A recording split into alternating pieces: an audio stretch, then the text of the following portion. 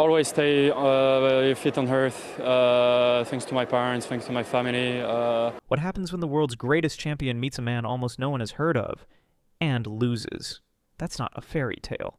That's what happened when Novak Djokovic, the undisputed king of modern tennis, was stunned by the world number 204, Valentin Vacherot. Under the blinding lights of the Masters semifinal, thousands of fans packed the stands, expecting another routine Djokovic masterclass. You could feel the confidence in the air, the way the crowd cheered for every warm-up shot from Novak, the murmurs of casual certainty. This won't take long. But across the net stood a young man with no history, no spotlight, and almost no chance. His ranking? 204. His nationality? Monaco, a country better known for luxury yachts than tennis heroes. Yet as the first ball was struck, something felt different. Vacherot didn't flinch. His eyes locked on Djokovic with the same focus of someone who had spent a lifetime preparing for this 1 hour. His movements weren't desperate.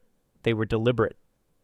Every forehand, every return carried the calm of a man who had nothing to lose and everything to prove.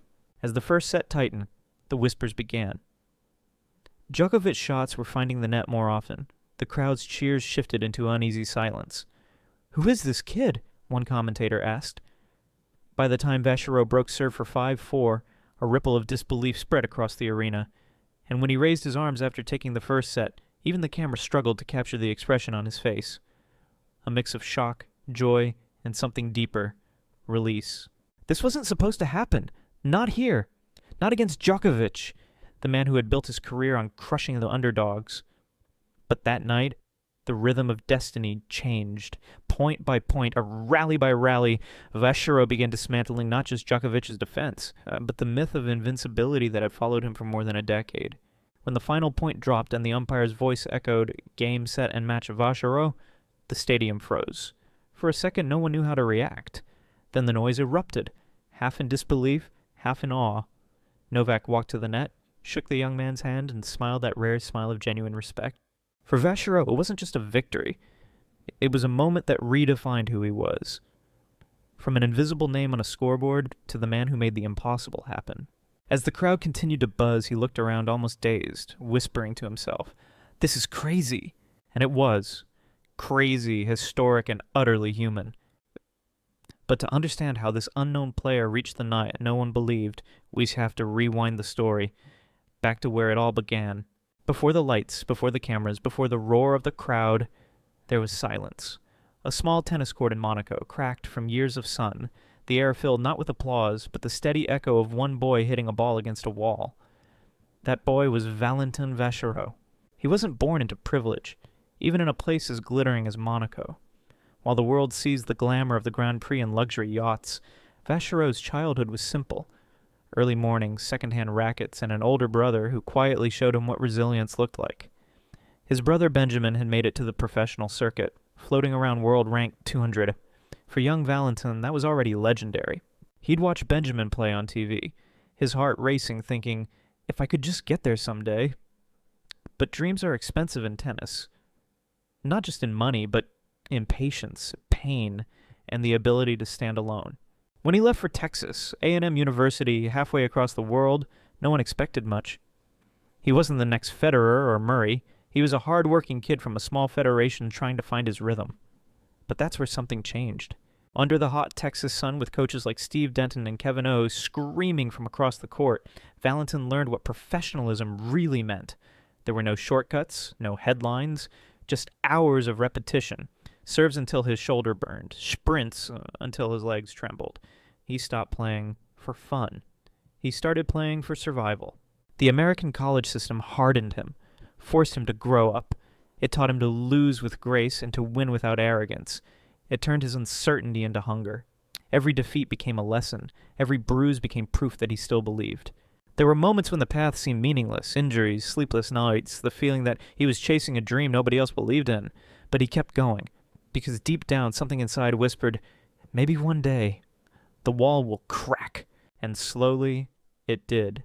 Small victories came, a few challenger wins, a handful of points here and there, enough to remind him that he wasn't invisible, enough to keep the dream alive. When he returned to Europe representing the tiny Monaco Tennis Federation, he found a renewed purpose. His country might be small, but it was a family, the kind where everyone knew your name and cheered for every step forward.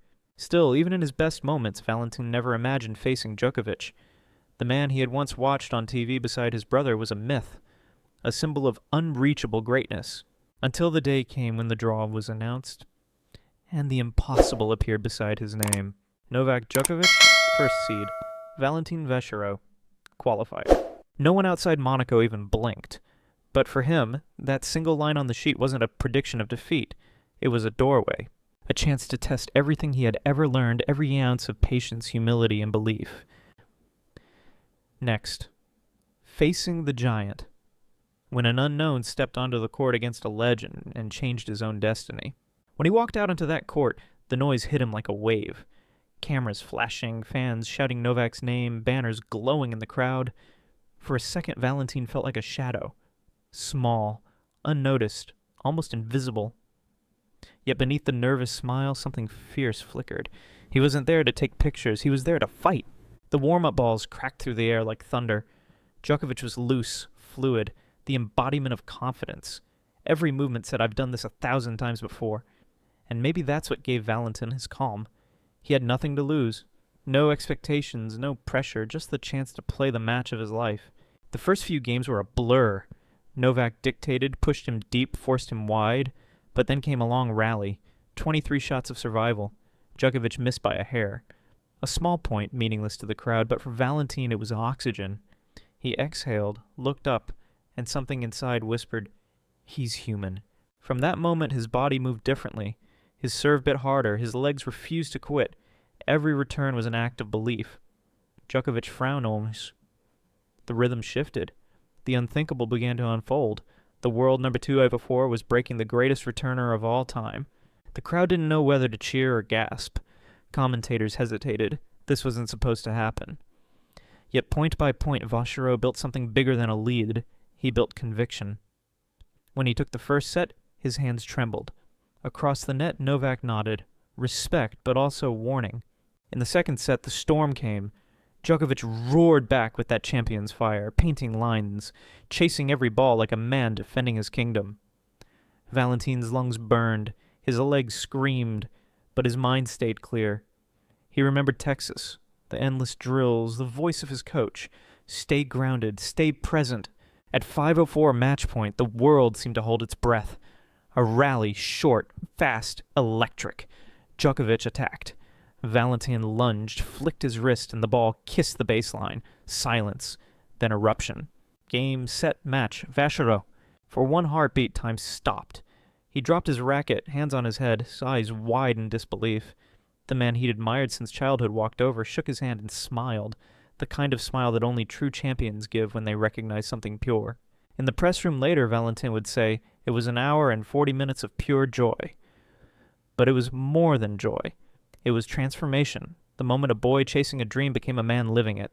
As the arena lights dimmed and the crowd dispersed, he sat alone for a moment, towel over his shoulders, whispering again, "This is crazy." He was right. It was crazy, and it was beautiful. When the headlines exploded the next morning, the world called it the shock of the year. But for Valentin Vacherot, it wasn't shock. It was gratitude. While the world debated how Djokovic could lose to the number 2 of 4, Valentin thought about the people who had carried him to that court. His parents, his brother Benjamin, his coaches in Texas, and the small team in Monaco who had believed in him when no one else even remembered his name. He didn't spend the night celebrating like a superstar. No champagne, no lavish party. He walked back to his hotel with his brother, laughing softly, half in disbelief, half in peace. They talked about old times, how as kids they'd play until the sun went down, pretending to be pros on cracked courts. Now, somehow, one of them had just beaten Novak Djokovic. In interviews, Valentin's words were quiet but powerful. "I learned to keep my feet on the ground. That's how my parents raised me. That's how my coaches taught me. Maybe that's why I'm here today." There was no arrogance, no noise, just sincerity. And maybe that's what made people fall in love with his story. In a sport often dominated by fame and ego, this young man reminded the world what sportsmanship really looks like. He spoke of Monaco as a small family, proud of every player who came before him, Hugo Nis, Romain Arnaud, men who had quietly built a culture of belief. We're a small nation, he said, but we push each other to dream. For the first time, Monaco, dot on the tennis map, had a finalist in one of the sport's biggest tournaments. But more than that, it had hope. And for the rest of us watching, Valentin's story wasn't just about tennis. It was about persistence. The quiet kind that never makes headlines until it suddenly changes everything. It was about humility and victory, about believing even when no one else does. About fighting for something that exists only in your heart. Maybe that's why this win mattered. Because it reminded us of something we forget too easily. Greatness doesn't always wear a crown. Sometimes it walks quietly in a plain shirt, with calloused hands and steady eyes, and still finds a way to shock the world. As he prepared for the final, Valentin didn't talk about rankings or fame. He just smiled and said, "Tonight, I'll enjoy the win. Tomorrow, I'll fight again." That's the spirit that defines true champions. Not the trophies, but the mindset. And maybe that's the real lesson from this night, that even the smallest voices can echo the loudest if they speak with heart. So now let me ask you, when was the last time you believed in something impossible? If this story reminded you why we love sport, the courage, the humility, the humanity, then don't forget to like this video, share it with someone chasing their dream, and subscribe for more stories that prove miracles can happen, even on a tennis court. Because sometimes the biggest victories don't come from the top of the world, but from the bottom of the rankings.